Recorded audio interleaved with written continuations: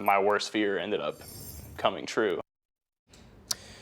Well, tonight, the son of the late John Prine is sharing his experience with an airline. He says he was forced to check one of his dad's guitars at the gate, and when he got home to Nashville, it was damaged. Oh, News 4's Cameron Taylor is joining us right now. Cameron, he's trying to raise awareness about this problem. Yeah, he is, Lauren. So he posted on Facebook, Twitter, and Instagram. It got quite the response from others who have had a similar experience. And tonight he hopes his story can serve as a warning. Right here, there's a pretty noticeable crack. Tommy Prine showing us the damage to one of his father's guitars. More than a year ago, John Prine died after contracting COVID-19. Anything that I have now that my dad's ever given to me or got me for one reason or another means, you know, it's priceless. Prine and his now fiance went to Ireland for his birthday and for a remembrance concert for his dad.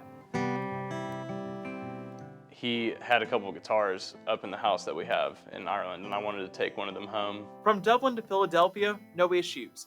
Prine says it was going from Philadelphia to Nashville that keeps replaying in his mind.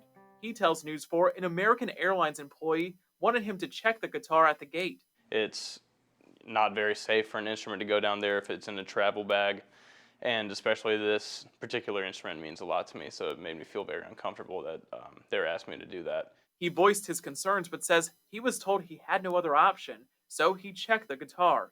When he got home to Nashville on Monday, I opened up the travel case and the guitar was smashed at the bottom of it. He contacted the airline right away and filed a claim for damages.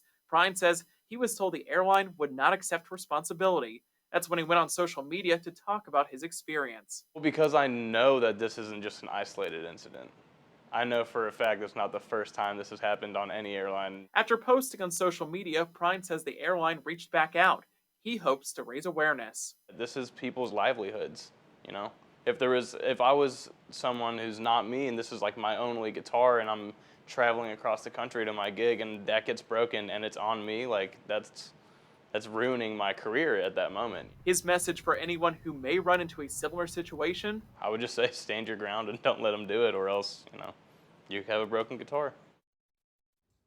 And I contacted American Airlines but have not heard back tonight. I also found out the American Federation of Musicians put out a guide to flying with musical instruments. This was after the Department of Transportation updated its policies in March of 2015. It says airlines must accommodate musical instruments as carry-on items as long as there is room available in the overhead bin or under-seat area at the time of boarding, and the instrument can be safely stowed. Now we have that resource and more on the News 4 app. Lauren. Amazing. All right, thank you. We've got